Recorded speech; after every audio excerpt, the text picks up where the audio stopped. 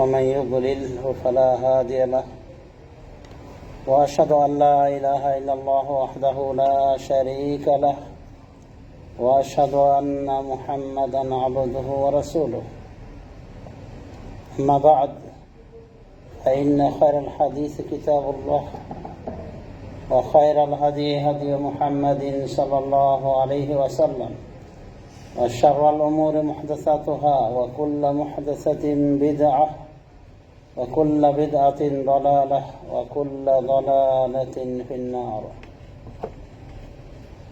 ثم أما بعد فقد قال الله عز وجل في قرآنه الكريم وفرقانه الحميد بعد أعوذ بالله من الشيطان الرجيم إنك لا تهدي من أحببته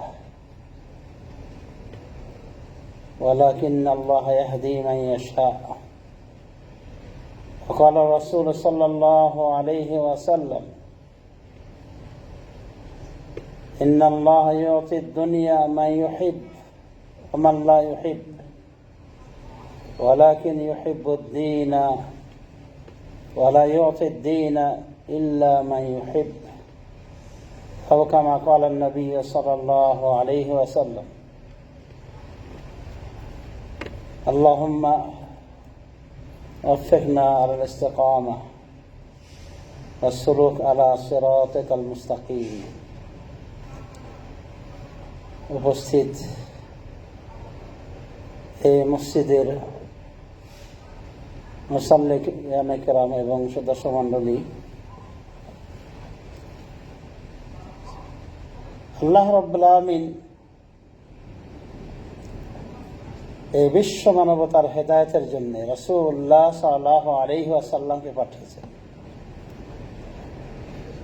এবং রাসূলুল্লাহ সাল্লাল্লাহু আলাইহি ওয়াসাল্লামকে জান্নাতে যাওয়ার ওসিলা করেছেন। মানে জান্নাতে যেতে হলে অবশ্যই রাসূলুল্লাহ সাল্লাল্লাহু আলাইহি ওয়াসাল্লামকে মেনে চলতে হবে। ও মুহাম্মাদুন ফারকুম বাইনান নাস, মুহাম্মদ সাল্লাল্লাহু আলাইহি ওয়াসাল্লাম মানুষের মাঝে পার্থক্যকারী। তার মানে ফারিকুন ফিল জান্নাহ ওয়া ফারিকুন ফিস সাঈর, একদল যাবে জান্নাতে, একদল যাবে জাহান্নামে। একমাত্র কারণ হলো রাসূলুল্লাহ সাল্লাল্লাহু আলাইহি ওয়াসাল্লামকে নবী হিসেবে গ্রহণ করা বা না করা। যারা রাসূলুল্লাহ সাল্লাল্লাহু আলাইহি ওয়াসাল্লামকে গ্রহণ করেছে নবী হিসেবে এবং তার আনিত দিনকে ফলো করেছে, তারা হবে জান্নাতি। আর যারা এটাকে অস্বীকার করেছে, প্রত্যাখ্যান করেছে রাসূলুল্লাহ সাল্লাল্লাহু আলাইহি ওয়াসাল্লামকে এবং তার আনিত দিনকে, তারা হবে কাফের। তবে আল্লাহ রাব্বুল আমিন তার নেয়ামতের ভিতরে সব থেকে বড় নেয়ামত হলো এই দুনিয়ার বুকে হেদায়েত। এই জন্য প্রত্যেক খতিব দেখবেন এই জুমার দিনে একটা কথা আওড়িয়ে থাকে। অনেকে জানেন, অনেকে হয়তো জানতে নাও পারে, কারণ আরবি। আম্মা বা'দ ফাইন্না খায়রাল হাদিস কিতাবুল্লাহ, অতঃপর সর্বোত্তম বাণী হলো আল্লাহর কিতাব। ওয়া খায়রাল হাদি হাদি মুহাম্মাদিন সাল্লাল্লাহু আলাইহি ওয়াসাল্লাম, আর সর্বোত্তম আদর্শ হলো মুহাম্মদ সাল্লাল্লাহু আলাইহি ওয়াসাল্লামের আদর্শ। এটাকে আরেকভাবে পড়া হবে খায়রাল হুদা হুদা মুহাম্মদ, সর্বশ্রেষ্ঠ হেদায়েত হলো মুহাম্মদ সাল্লাল্লাহু আলাইহি ওয়াসাল্লামের হেদায়েত। ওয়া শাররুল উমুরি মুহদাসাতুহা, আর সর্বনিকৃষ্ট কাজ হলো নতুন কাজ, নিত্য নতুন কাজ দিনের নামে।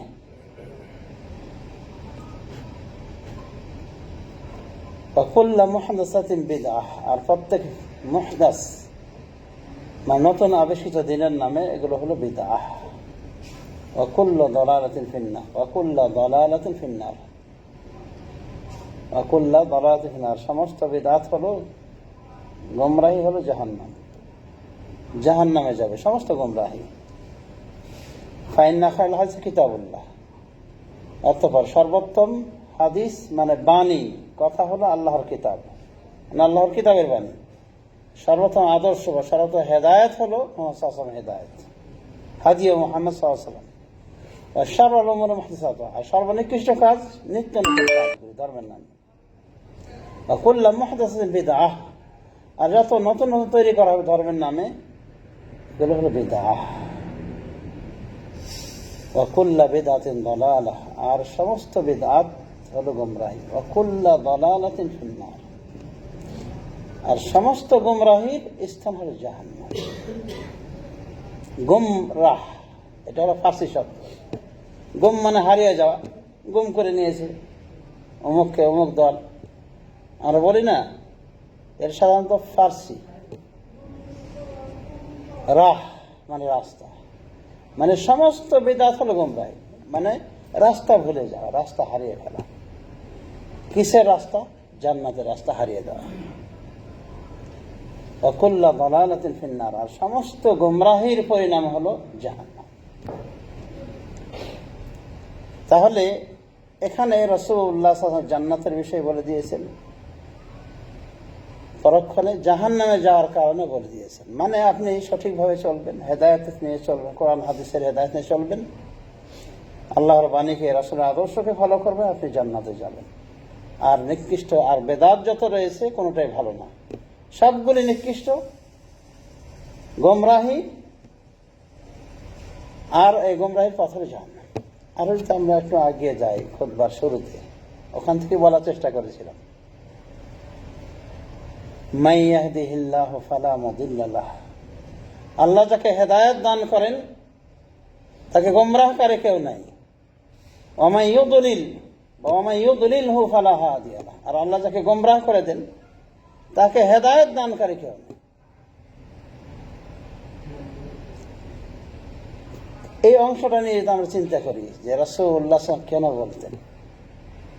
কারণ হেদায়েত এমন একটা জিনিস যে প্রকৃত হেদায়েত একমাত্র আল্লাহর হাতে,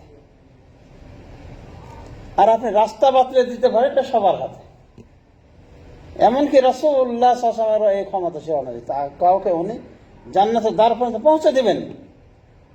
তারও দায়িত্ব ছিল মানুষকে পৌঁছে দেওয়া, জান্নাতের রাস্তা বাতলে দেওয়া, যে এইদিকে যাবে জান্নাত পাবে। রাস্তা আলাইহিম বিমুসাইতির, আপনি তাদের উপর দারোগা নিয়োগ হননি, মানে টর্চারি করে তাদেরকে আপনি হেদায়েতে নিয়ে যাবেন, এটা নয়। আপনার দায়িত্ব ওমা আলাইনা ইল্লাল বালাগুল মুবিন, সমস্ত নবী রাসূল বলেছেন যে আমাদের দায়িত্ব স্পষ্ট পৌঁছে দেওয়া। আমরা অনেক কথাবার্তা বলি, হয়তো বিতর্কিত হয়ে যায়, এর বিপরীত অবস্থান করি, তখন অনেকে বলে যে আপনার ওখানে যে বসেন না কেন, ওদের সাথে বসিতে হয়ে যায়। কথাটা যতটুকু সহজ মুখ দিয়ে ততটাই কঠিন। কে বসবে? বেদাত থেকে হেদায়েতে নেওয়া আপনার দায়িত্ব। আপনি যেটা দায়িত্ব প্রাপ্ত হয় সেটা হলো পৌঁছাই দেন, খালাস। ফেসবুকে আলোচনা হলো, মিডিয়ায় চলে গেল, পৌঁছে গেছে। এখন ওর সাথে বসো, ওর সাথে বসো, সময়টা তো দেখতে হবে। আর বসলেই যে হেদায়েত হয়ে যাবে তা নয়, বসলেই হেদায়েত হয়ে যাবে তা নয়। হেদায়েত আল্লাহর হাতে। সুবহানাল্লাহ, আশ্চর্য লাগে যে কিছু লোকের জীবনীতে পাওয়া যায়, ওরা একসময় সাহাবী ছিল রাসূলুল্লাহ সাল্লাল্লাহু আলাইহি ওয়াসাল্লাম, মুরতাদ হয়েছে পরে। বিশেষ করে মুসলিম একটা মোটা অংশ মুরতাদ হয়ে গেছে। নবী নাই, নবী আর কি মানব। আবার দেখা যাচ্ছে কেউ হেদায়েত হয়েছিল, গোমরাহ হয়েছে, নবুয়ত দাবি করেছে, আবার ফিরে গেছে, আবার হয়ে চলেছে। ও এখন সাহাবী বলেই গণ্য, কারণ তার গোমরাহিটা মাঝখানে ছিল, এটা স্থায়ী থাকে না, মানে শেষ পর্যন্ত ও আবার ফিরে আসছে, এরকম আছে। তাহলে হেদায়েত বিষয়ে যে নবী সাল্লাল্লাহু আলাইহি ওয়াসাল্লাম বলেছেন, কথাটা একদম সত্য।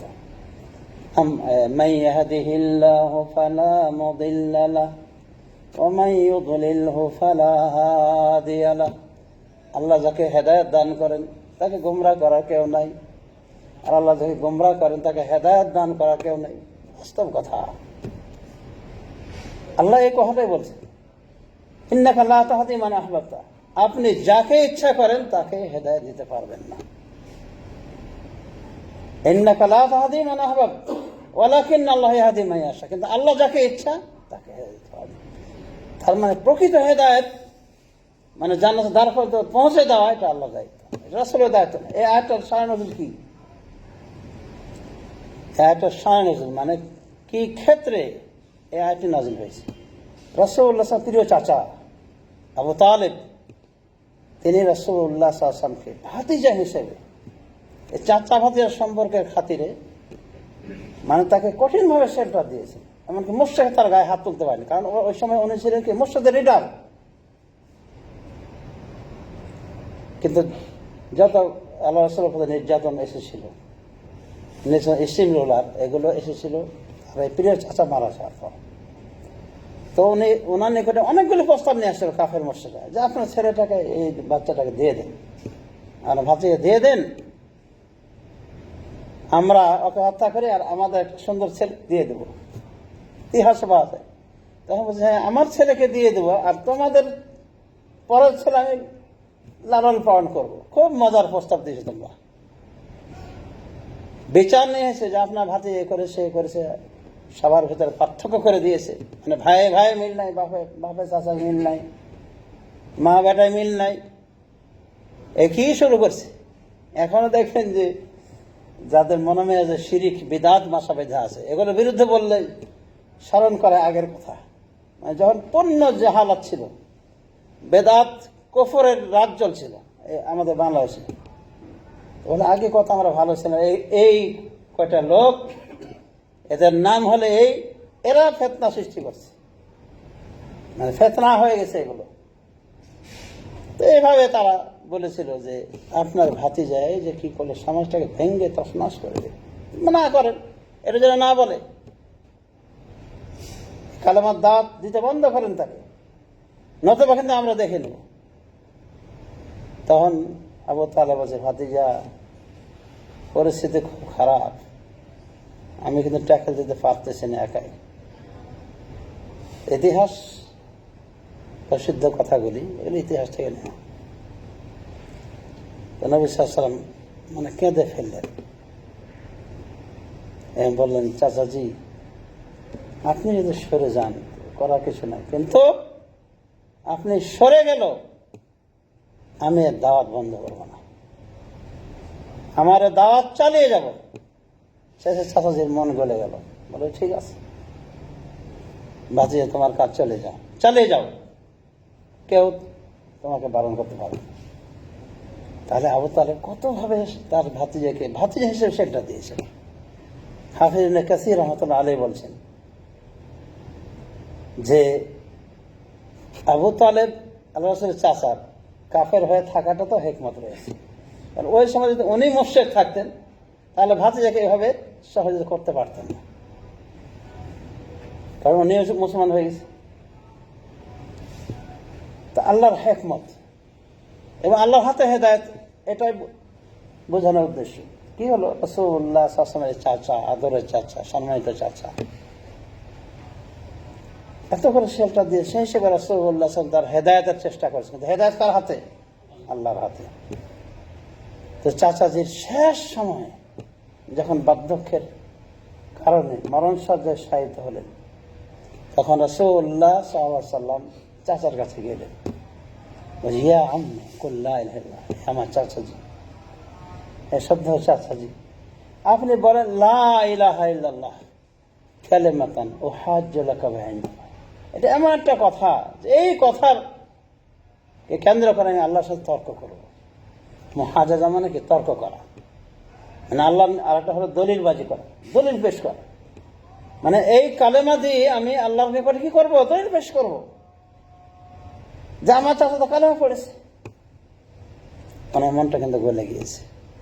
বুখারী শরীফের হাদিসে বলছে তার মন চায় বলবে, পাশে বসা দুজন জগৎ বন্ধু, আবু জাহাল, যেন আমর ইবনে হিশাম, আর একজন আছে নামটা মনে, আবু উমাইয়া আল খালাফ। তো এই কয়েকজন বসা, ওরা বলছে আতারগাবা আন মিল্লাতি আব্দুল মুত্তালিব, আবু তালেব শেষ জীবনে এসে কি আব্দুল মুত্তালিব ধর্ম থেকে বিমুখ হয়ে যাচ্ছে।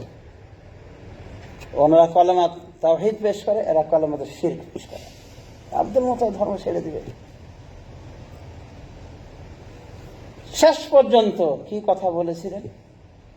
শিরক কুফরের কথা এই জন্য বলা হয়নি যে আবু তালেব বলেছে আমি শিরক কুফর রেখে দিলাম, বলা হয়েছে শেষ কথাটা তার ছিল যে উনি বাপদা ধর্মে থেকে গেলেন, আলা মিল্লাত আব্দুল মুত্তালিব, আব্দুল মুত্তালিব ধর্মে থেকে গেলেন। ওয়া আবা আন ইয়াকুলা লা ইলাহা ইল্লাল্লাহ, এবং অস্বীকৃতি জানালেন লা ইলাহা ইল্লাল্লাহ বলতে, আল্লাহ ছাড়া প্রকৃত কোনো মাবুদ না, এটা বলতে তিনি অস্বীকৃতি জানালেন। কিন্তু উনি মন থেকে গ্রহণ করেছিলেন এই কালামার বিষয়টা, যে এটা সত্য কথা। খায়রুল আদিয়ান বলেছিলেন যে সর্বোত্তম দিন হলো এটা আবু তালেবের দিন, আবু তালেবের ভাতিজার দিন, অর্থাৎ রাসূলুল্লাহ সাল্লাল্লাহু আলাইহি ওয়াসাল্লাম যে দিন নিয়ে এসেছে। মনে প্রাণে জানার পরও এই বন্ধুদের কারণে ধ্বংস হয়ে গেছে। আবু তালেব যখন মারা গেলেন এই অবস্থায়, কুফরের অবস্থায়, একবারে সুস্পষ্ট কুফরিতে, তখন উনি মনক্ষুণ্ণ হলেন, অনেক দুঃখ পেলেন। কে? রাসূলুল্লাহ সাল্লাল্লাহু আলাইহি ওয়াসাল্লাম। গিয়ে অন্য বর্ণনা রয়েছে আবু তালেবকে যখন বলা হলো, না রাসূল সাল্লাল্লাহু আলাইহি ওয়াসাল্লাম যখন বলা হলো আলী রাদিয়াল্লাহু পক্ষ থেকে যে আপনার গোমরাহ চাচাটা মারা গিয়েছে, তখন নবী সাল্লাল্লাহু আলাইহি ওয়াসাল্লাম বলে মাটি দিয়ে দাও, মাটি দিয়ে ঢেকে দাও। এবং অনেক দুঃখ পেলেন যে চাচাটাকে হিদায়াত করতে পারলেন না। তখন আল্লাহ আয়াতটি নাযিল করেন, ইন্নাকা লা তাহদি মান আহবাবতা ওয়ালাকিন্নাল্লাহু ইয়াহদি মান ইয়াশা। নিশ্চয় আপনি হেদায়েত করতে পারেন না যাকে চান, যাকে ভালোবাসেন তাকে হেদায়েত দিতে পারেন না, ওয়ালাকিন্নাল্লাহু ইয়াহদি মান ইয়াশা, কিন্তু আল্লাহ যাকে ইচ্ছে তাকে হেদায়েত করতে পারেন। রাসূলুল্লাহ সাল্লাল্লাহু আলাইহি ওয়াসাল্লাম হাদিসের ভিতরে বলছেন, ইন্নাল্লাহা ইউতি দ্বীন মান ইউহিব, ইউতি দুনিয়া মান ইউহিব ওয়া মান লা ইউহিব। আল্লাহ যাকে ভালোবাসে তাকেও দুনিয়া দেন, যাকে না ভালোবাসেন তাকেও দুনিয়া দেন, তাকেও ধন সম্পদ দেন, তাকেও রিজিক দেন। আছে না? ফেরাউন আল্লাহ রিজিক ভোগ করেনি, এমনকি আল্লাহর পরীক্ষা হিসেবে তার কোনো অসুখ বিসুখ হতো না।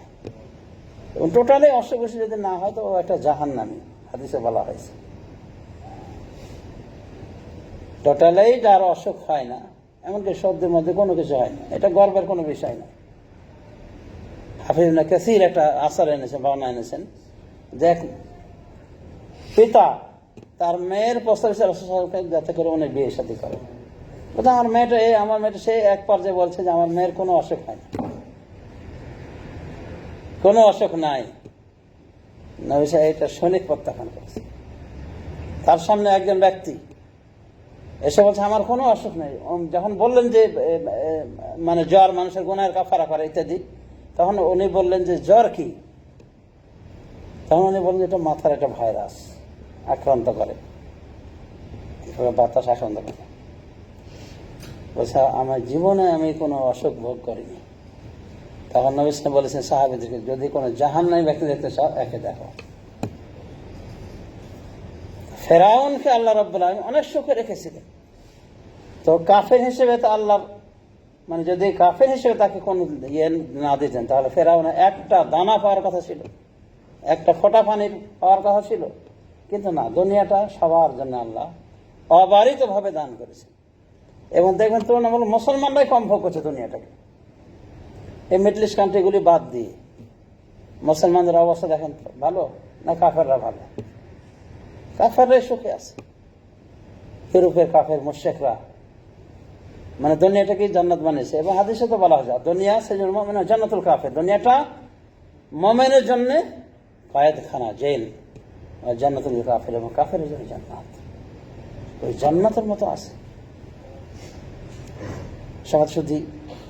তাহলে দুনিয়াটা আল্লাহ যাকে ইচ্ছা তাকে দেন, মানে যাকে ভালোবাসেন তাকে দেন, যাকে ভালোবাসেন না ঘৃণা করেন তাকেও দেন, কিন্তু দিন ওয়ালাকিন লা ইউতি দ্বীন ইল্লা মা ইউহিব, কিন্তু আল্লাহ দিন একমাত্র তাকে দান করে যাকে ভালোবাসেন।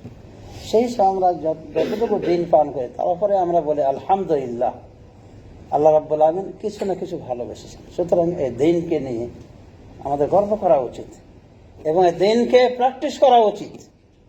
শুধু ওই গরুর গোশত খায় নিয়েছি আর ও খাতনা দিয়েছে বাপ মা, এটাই যদি দিন হয় তাহলে কিন্তু মুশকিল শুধু। তো হেদায়েত আল্লাহর হাতে। আপনি এখন চিন্তা করে দেখেন যে আপনি যদি সুদ ঘুষ সব কিছুই ছাড়েনি, 10 বছর আগে যা, তারও 10 বছর আগে তা, তারও এখন তা, তাহলে চিন্তা করে দেখেন যে আপনি প্রকৃত হেদায়েতটা পাননি, এবং আপনার নিকটে পরকালের তুলনায় এই দুনিয়াটা হলো শ্রেষ্ঠ। তবে এরপরও ভালো যে আপনি কাফের মুশরিক হননি। এমন দেখা গেছে নাম মহিউদ্দিন আর আস্ত নাস্তিক আছে না আমাদের বাংলাদেশের নাস্তিক, ওরা তো মুসলিম ঘরের সন্তান, এখন এই অবস্থা কেন? কারণ আল্লাহ তাদেরকে ভালোবাসেনি, আল্লাহ তাদেরকে হেদায়েত দেননি। লাহবাদান ফেরাউনের জন্য আল্লাহ রাব্বুল আলামিন কত বড় নিদর্শন পাঠালেন। মুসা আলাইহিস সালাম সত্য নবী এবং তার বাণী সত্য, এগুলো প্রমাণে কত কি পাঠিয়েছেন। ট্যাঙ্ক পাঠিয়েছেন, রক্ত পাঠিয়েছেন, কোন এভাবে বেশ কিছু পাঠিয়েছে। আর মজা তো আছেই, তার সামান্য এই লাঠিটা, গাছের পাতা পাড়া লাঠিটা, বর করা লাঠিটা ফেললো আল্লাহর আদেশে, হঠাৎ করে অজগর সাপ, বিরাট সাপ হয়ে মুসা ভয়ে হাঁটা দিয়েছে, মানে পিছনে যে রওনা দিয়েছে আর ফিরে তাকান না। আল্লাহ বলে যে মুসা একই ভয় পাওয়ার কিছু না, ধরো আগের অবস্থায় নিয়ে আসলো। তখন উনি ধরে ফেললেন অজগর, আবার লাঠি। এতগুলো মুজিজা দেখেছেন, কিন্তু ফেরাউন তার কপালে হেদায়েত জুটেনি। অথচ তারই দলের লোক জাদুকর ৭০,০০০ বলা হয়েছে যাদের সংখ্যা, তাফসীরে পাওয়া যায়। সকালবেলায় জাদুকর মুসা আলাইহিস সালামের প্রতিযোগিতা নেমেছে যে মুসা নাকি সাপ বানিয়ে দেয় লাঠিকে, ওরাও লাঠির রশি নিয়ে হাজির, বস্তার বস্তা লাঠি রশি নিয়ে হাজির। এখন বলছে মুসা আগে আপনি দেখাবেন না আমরা দেখাবো জাদু, মানে সে জাদু মনে করেছিল। বলছে মুসা বললেন যে আপনি আগে দেখান, আপনার দেখান আগে। এরপরে ওদের ওই লাঠি রশি ছেড়ে দিল, প্রত্যেকটা রশি লাঠি সাপ হয়ে মুসার দিকে চলে যাচ্ছে। মুসা তো মানুষ, নবী হলো তো মানুষ।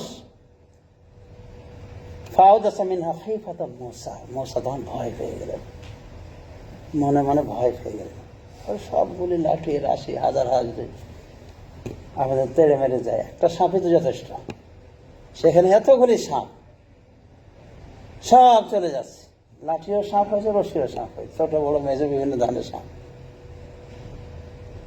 মুসা ভয় পেয়েছে। আল্লাহ বললেন মুসা লাঠিটা ফেলে দাও। ফেলে বিরাট আকারের সাপ হলো, এত বিশাল সাপ হলো, মানে অজগর সাপ। ও যে হাঁ করেছে, লাঠি রশি যত আছে হাজার হাজার লাঠি রশি, মানে সাপগুলিকে গিলে খেয়ে শেষ। তারপরও ওর পেট মোটা হয় না, মানে আরো খাবে। মানে ফেরাউনের বাড়ি ঘরও যদি দেওয়া হয় তো খেয়ে ফেলবে। এই পরিস্থিতি দেখে জাদুঘর কিন্তু বুঝে ফেলছে, একজন আরেকজনকে বুঝবে। একই পেশা যদি হয়, কে পাক্কা ড্রাইভার কিনা জানে, কোন জায়গায় ভুল হয়েছে জানে না, হুজুরা জানবে। অনেক সময় হুজুর সবসময় লেগে থাকে, দেখবেন ডাক্তার লেগে থাকে। একটা তো হিংসা আছে, একটা হলো বাস্তবতা, আসলে ভুল করছে। ইঞ্জিনিয়ার ভুল কি ডাক্তার ধরতে পারবে নাকি? তো এরা যে জাদুঘর, জাদুর পেশায় দীর্ঘদিন যাবৎ চলে আসে, পেশাদার জাদুঘর। ওরা জানে জাদুর এই পদ্ধতি ওই পদ্ধতি কোনটা জাদু। জীবনও তারা এটা দেখেনি, তারা নিশ্চিত হয়ে গেছে না এটা জাদু নয়। সবগুলো লোক লাঠি রশি হাজার হাজার হাজার হাজার সাপ সব খেয়ে ফেলছে। এ কোন সাপ? জাদুঘরের জীবনও দেখেনি। আর মুসা প্রথমে তাদের বলেছে, দেখো তোমরা মিথ্যা প্রতিপন্ন করো না। তখনই তার মনের ভিতরে একটা দুর্বলতা সৃষ্টি হয়েছিল। কিন্তু ফেরাউনের সব বকশিস আর ফেরাউনের ওয়াফার পেয়ে আত্মহারা হয়েছিল। এখন যখন দেখলে পরিস্থিতি, তারা সকলেই মাথা অবনত ভাবে মানে সেজদায় লুটিয়ে পড়লো এবং বলল আমান্না বিরব্বি হারুন, আমরা হারুন এবং মুসা রব্বুল ঈমান আনলাম। চিন্তা করে দেখেন, এই জাদুঘররা তারা ৭০,০০০ হোক আর যে সংখ্যাই হোক না কেন, কম ছিল না, হাজার হাজার ছিল। এই বেলায় জাদুকর কাফের, এই বেলায় কি পাক্কা মুসলমান। ফেরাউন ধমক দিয়ে বলেছিল যে তোমরা আমার অনুমতি ছাড়া তোমরা মুসার উপর ঈমান আনলে তোমাদের হাত পা বিপরীত সাইডে কেটে ফেলবো। তারা বলেছে যা করবে করো, এ দুনিয়ায় তোমার ফয়সালা, আমাদেরকে মৃত্যু দেবে, আমাদের মৃত্যুদণ্ড দেবে, দাও, কিন্তু আমরা আর এই কুফরিতে নাই। তাহলে চিন্তা করে দেখেন, ইমানটা ভাগ্যের ব্যাপার। দেখা গেল যে সকাল বেলায় জাদুকর, বিকাল বেলায় তারা মানে ঘন্টার পার্থক্য, পাক্কা মুমিন, হাত পা কেটে দিতে চাইছে, তারপরে তারা ফিরেনি। তাহলে ঈমান এটা আল্লাহর পক্ষ থেকে দান, এটাকে সম্মান করা উচিত এবং এটাকে পরিচর্যা করা উচিত। ওই গরু গোশ খাওয়া মার খাওয়া ঈমান নিয়ে হয়তো কোনো ফায়দা হতে পারে, নামাজ না কিসের ঈমান? আমরা অনেক সময় চিন্তা করি না, কর্মব্যস্ততা এতটাই ব্যস্ত হয়ে থাকি, গাড়ি চালাতে এতটাই ব্যস্ত হয়ে থাকি, গাড়ির চাকার তলে পড়ে যান, কলেমাও তো বলার ভাগ্যে জুটবে না। দেখা গেছে, এমনও দেখা গেছে বাপ বেটাকে বলছে, বাবা কলেমা পাঠ করুন, লা ইলাহা ইল্লাল্লাহ পাঠ করুন। তো বলছে, বেটারে এই কলেমাটা আমার জন্য, আমার জবানের উপরে আসাধ্য আলাইয়া মিনাল জিবাল, পাহাড় আমার উপরে চাপা থাকলে যেরকম কঠিন, এই পাহাড়ের তাই তো বেশি কঠিন আমার নিকটে, ভারী কলেমা পাঠ করা। কিন্তু আগে যে ব্যবসা করতো ওগুলো ঠিকই বলছে, এত টাকা, এত পয়সা, এত ভাড়া, যেটা নিয়ে যেটা ধান্দাবাজি করতে করতে মারা গিয়েছে, কিন্তু নামাজ যা করেনি ওইটাই সে বলবে, কিন্তু কলমা নসিব হয় না।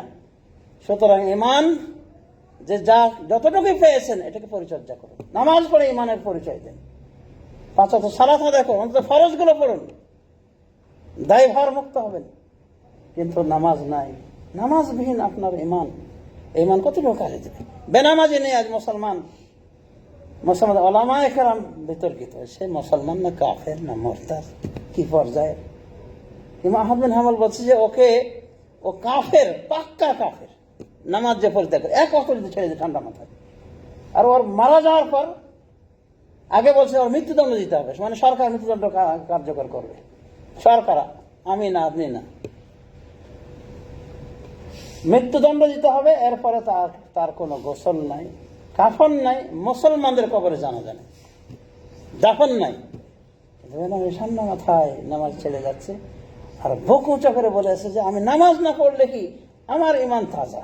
হ্যাঁ, 100 মেসওয়াক না করে বলছে আমি মেসওয়াক না করলে কি আমার মুখ দিয়ে কি সুগন্ধি বাড়ায়, সুগন্ধি না কি বাড়াই, বাইরের মানুষের আসলে নিজের গন্ধ নিজে বুঝেছেন। এই জন্য আতর আতর মাখিয়ে থাকা উচিত, কারণ অভ্যাস হয়ে গেছে তো, ওই নোংরা থেকে অভ্যাস হয়ে গেলে আপনি টের পাবেন।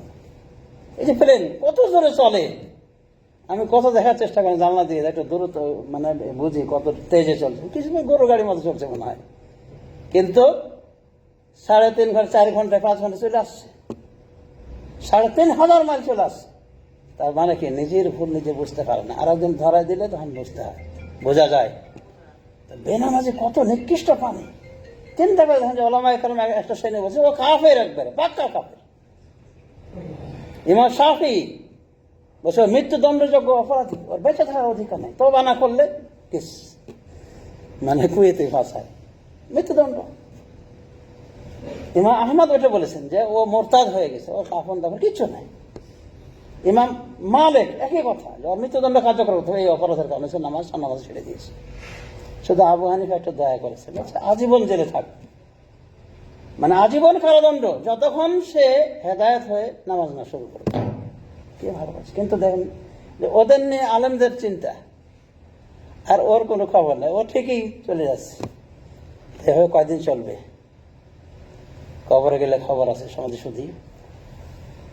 যা হোক, এই ঈমানকে আমরা পরিচর্যা করি, আল্লাহ রাব্বুল আলামিন তৌফিক দান করুন। এই ঈমানটা বড় সম্পদ, এটাকে একটা সম্পদ মনে করে, নেয়ামত মনে করে আপনি এর পরিচর্যা করুন, আপনি আমি পরিচর্যা করি, এবং সব সময় একই অবস্থা চলবেন, দেখবেন যে আপনার ভিতরে পরিবর্তন আছে। এক সময় আপনি পরিবর্তন হয়ে লাশে পরিণত হবে, এটাকে বেশি দূরে।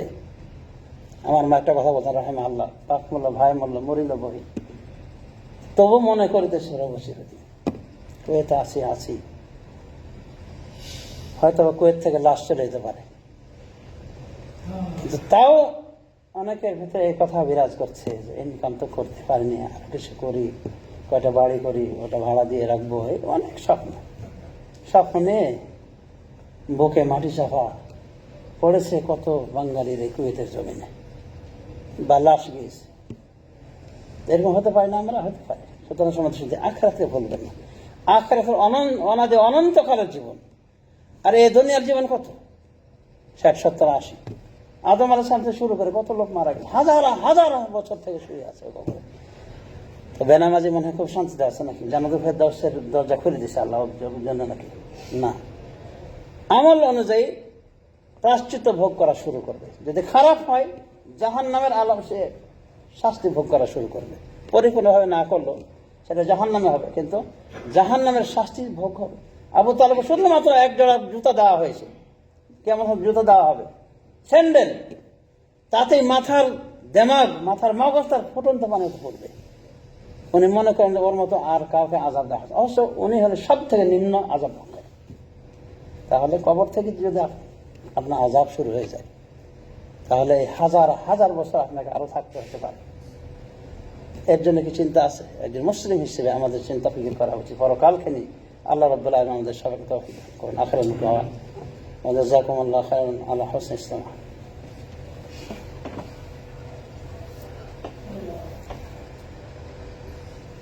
আলহামদুলিল্লাহ ওয়া সাল্লাতু ওয়া সালামু আলা রাসূলিল্লাহ নবিয়িনা মুহাম্মদ ওয়া আলা আলিহি ওয়া সাহবিহি আজমাইন। ওয়া বা'দ। قال الله عز وجل في قرآنه الكريم: إن الله يأمر بالعدل والإحسان وإيتاء ذي القربى وينهى عن الفحشاء والمنكر والبغي يعظكم لعلكم تذكرون. وقال الله عز وجل: إن الله وملائكته يصلون على النبي يا أيها الذين آمنوا صلوا عليه وسلموا تسليما. اللهم صل وسلم على نبيك محمد وعلى آله وصحبه أجمعين. اللهم أعز الإسلام والمسلمين وأذل الشرك والمشركين. ربنا آت نفوسنا تقواها وزكها أنت خير من زكاها أنت وليها ومولاها. ربنا آتنا في الدنيا حسنة وفي الآخرة حسنة وقنا عذاب النار. وآخر دعوانا أن الحمد لله رب العالمين. وقوموا إلى الصلاة. بارك الله فيكم.